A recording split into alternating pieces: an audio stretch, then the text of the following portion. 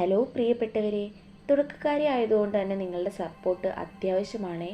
നിങ്ങളുടെ സബ്സ്ക്രൈബും ലൈക്കും കമൻറ്റും എല്ലാമാണ് എന്നെ മുന്നോട്ട് നയിക്കുന്നത്.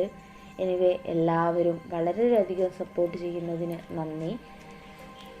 അതെ, ഞാൻ കഴിഞ്ഞ ദിവസം പറഞ്ഞിരുന്നു നമ്മളുടെ പ്രയത്നത്തിനെ കുറിച്ചുള്ള കാര്യങ്ങൾ വീഡിയോസായി ചെയ്തിട്ടുണ്ടായിരുന്നു. ഒരു ബുദ്ധഗുരുവിൻ്റെ കഥ ചെയ്തിട്ടുണ്ടായിരുന്നു. ചെറിയ ചെറിയ വീഡിയോസുകൾ ഷോർട്സ് ആയിട്ട് ചെയ്യുന്നുണ്ട്. എല്ലാവരും സപ്പോർട്ട് ചെയ്തൊന്ന് കൂടണേ.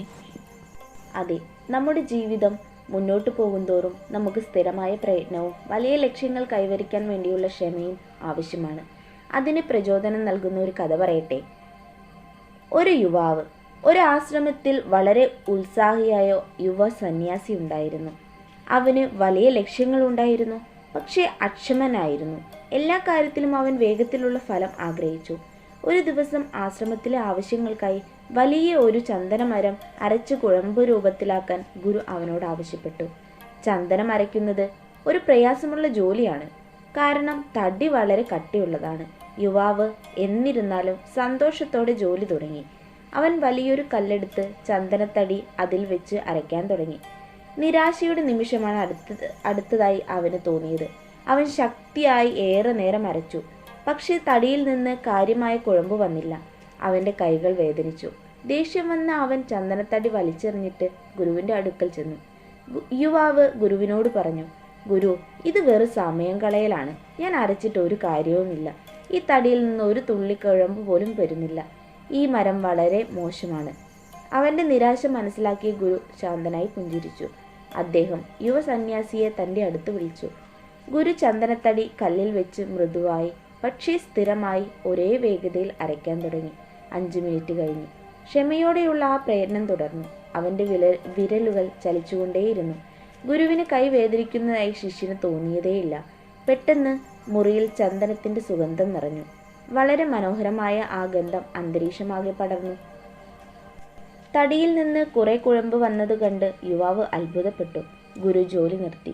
പുഞ്ചിരിയോടെ യുവാവിനോട് ചോദിച്ചു, മോനെ, തടി മോശമായതുകൊണ്ടല്ല കുഴമ്പ് വരാതിരുന്നത്, സ്ഥിരമായ പ്രയത്നം ഇല്ലാത്തതുകൊണ്ടാണ്. നീ വേഗത്തിൽ വലിയ ശക്തിയോടെ അരയ്ക്കാൻ ശ്രമിച്ചു, പക്ഷേ നിന്റെ ശ്രദ്ധ ഫലത്തിലായിരുന്നു. ക്ഷീണിച്ചപ്പോൾ നീ ജോലി നിർത്തി. ഞാൻ ചെയ്തത് ക്ഷമയോടെ ഒരേ താളത്തിൽ സ്ഥിരമായി അരയ്ക്കുക എന്ന ലളിതമായ കാര്യമാണ്. ഗുരു തുടർന്നു.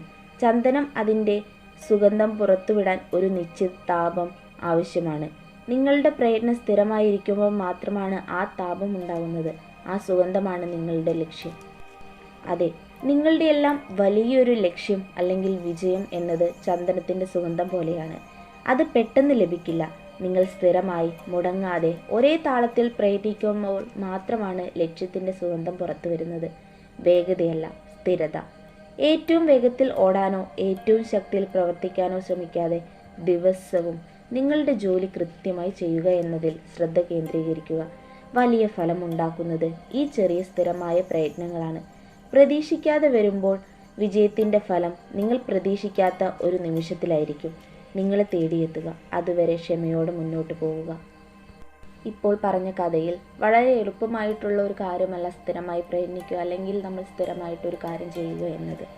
എന്നാൽ അതിനുള്ള ഒരു എളുപ്പ വഴി എന്തെന്നാൽ നിങ്ങൾക്ക് ആവശ്യമുള്ള എന്നാൽ സ്ഥിരമായി നിങ്ങൾക്ക് ചെയ്യാൻ കഴിയുന്നതുമായ വളരെ ചെറിയ കാര്യങ്ങൾ നിങ്ങൾ തുടക്കം കുറിക്കുക. അതായത് ഒരു ഗ്രാറ്റിറ്റ്യൂഡ് ജേർണൽ എഴുതുക. ഇത്ര വെള്ളം ഞാനൊരു ദിവസം കൊണ്ട് കുടിച്ചു തീർക്കുമെന്ന് തീരുമാനിക്കുക.